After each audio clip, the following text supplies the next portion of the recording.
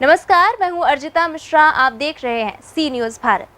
विश्व पर्यटन स्थल खजुराहो लॉकडाउन के दौरान सब बंद होने के बावजूद पुलिस और प्रशासनिक लापरवाहियों के चलते विवादों का अड्डा बनता जा रहा है और आए दिन विवादों का सिलसिला चलता रहता है, जिन्हें या तो दबा दिया जाता है या फिर कुछ ले देकर सेटल कर दिया जाता है। आइए जानते हैं पूरा मामला इस रिपोर्ट में।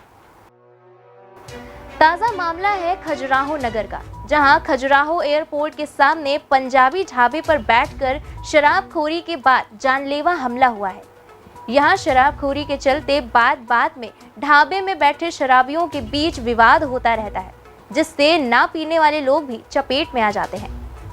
ऐसे ही देर रात इस पंजाबी ढाबे पर बैठे कुछ लोगों के बीच वाद विवाद हुआ और ये विवाद इतना बढ़ गया कि जानलेवा हमला कर शराब का कांच का गिलास तोड़कर एक युवक के गले में घोंप दिया गया, जिससे गिलास उसके गले में ही फंस गया और काफी खून बहने लगा। किसी ने गिलास निकालने की हिम्मत नहीं की और युवक को गंभीर हालात में गले में फंसे कांच के गिलास के साथ खजुराहो के सरकारी अस्पताल में लाया गया, जहां उसका गिलास निकालकर प्राथमिक उपचार के बाद जिला अस्पताल रेफर किया गया है। वहां उसका इलाज चल रहा है। वहीं अब पुलिस बाद में लकीर पीटते हुए कह रही है कि हमने 2 लोगों को गिरफ्तार किया है और ढाबा संचालक से पूछताछ चल रही है। बड़ा सवाल ये उठता है कि लॉकडाउन होने के बाद 5 स्टार होटल्स के बीच रात 11 बजे तक ढाबे कैसे खुल रहे हैं और उनमें कैसे शराब परोसी और बेची जा रही है। या तो पुलिस और प्रशासन इनसे हफ्ता या महीना लेता है या फिर कुछ और बात है। तभी तो ये ढाबे रात भर खुलते हैं और कोई ध्यान नहीं देता, ना ही कोई कार्यवाही करता है। वहीं पीड़ित का कहना है कि पुलिस मामले को दबा रही है और मामूली धाराओं पर कार्रवाई कर रफा दफा कर रही है, जबकि जानलेवा हमला है तो 307 का जानलेवा हमला का मामला दर्ज होना चाहिए। खजुराहो एसडीओपी का कहना है कि रविवार की रात लॉकडाउन होने के बावजूद पंजाबी ढाबा संचालक कमलेश तिवारी द्वारा ढाबा खोला गया था और उसी ढाबे में 2 पक्षों का विवाद हुआ था। मामले को संज्ञान में लेकर कार्यवाही की जा रही है, जिसमें 2 आरोपियों रिंकू रिछारिया और गोविंद सरवन के खिलाफ आईपीसी की धारा 294, 323, 324, 506 और 34 के तहत मामला दर्ज किया गया है। वहीं पंजाबी ढाबा संचालक कमलेश तिवारी को भी हिरासत में लेकर थाने में पूछताछ की जा रही है कि शराब कहां से आई, साथ ही लॉकडाउन में ढाबा कैसे खोला गया और भी समस्त उल्लंघन और अनैतिक कार्यों पर कार्यवाही की जा रही है। हालांकि अब मामला प्रकाश में आने के बाद पुलिस कार्यवाही की बात कर रही है, फिर भी अब देखना ये होगा कि वो किस पर और कितनी कार्यवाही करती है। क्या मामला है? मामला ये लड़ाई का मामला हो गया। रात को हम लोग गए खाना खाने पंजाबी ढाबा पे, तो बगल की टेबल वो लोग बैठे रहे, तो उसमें बैठे थे टोनी माथुर।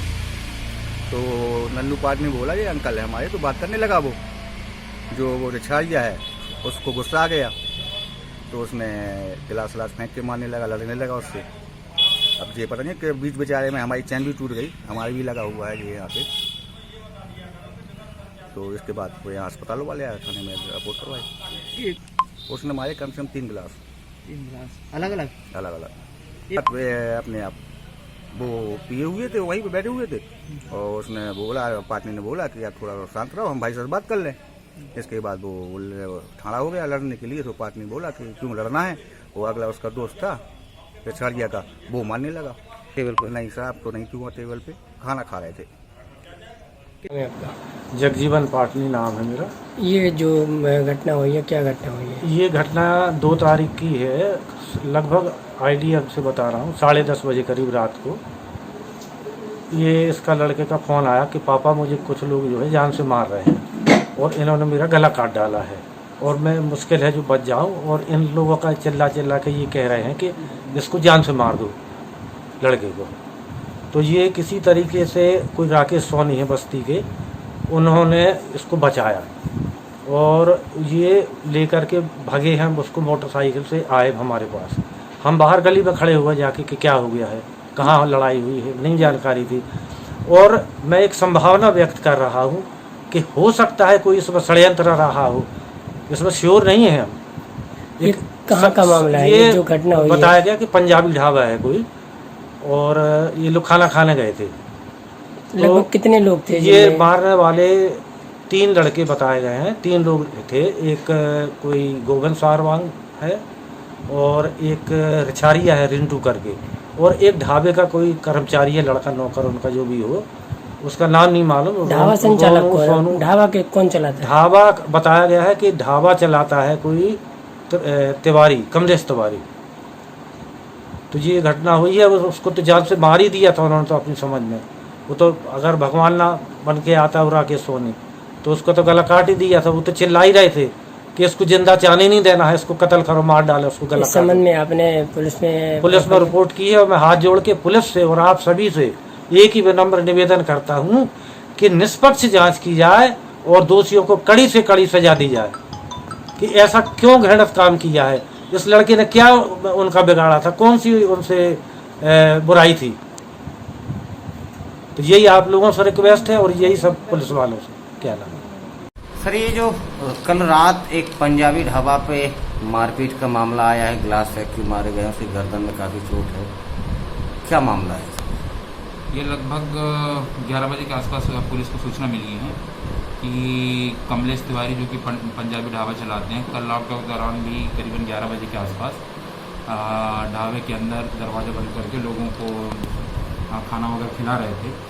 तो आपस में कुछ कहासुनी हो जाने पर रोहित पाटनी और फिर रिंटू रिछारिया के बीच में कुछ वाद विवाद हुआ है, जिससे उसने कांच का गिलास जो फेंक करके रोहित को मारा है, जो कि उसके गले पे लगा है, जिसको तत्काल यहाँ के PHC हॉस्पिटल में लाया गया और प्राथमिक उपचार के दौरान के बाद उसको छतरपुर रेफर कर दिया गया।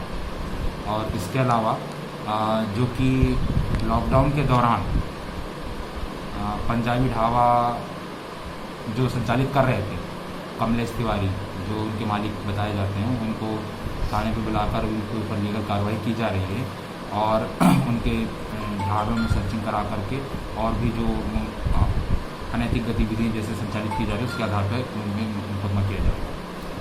जो मामला संज्ञान में आया प्रथम दृष्टया उनका ऐसा विवाद है जो खाने को लेकर किसी मैटर को लेकर के विवाद हुआ था, और वहाँ पे पुलिस ने जो तहकीकात की है, तहकीकात के उपरांत वहाँ पे शराब की बोतलें मिली थी, जिससे पुष्टि होती कि शराब पी करके ऐसी घटना कारित की गई है।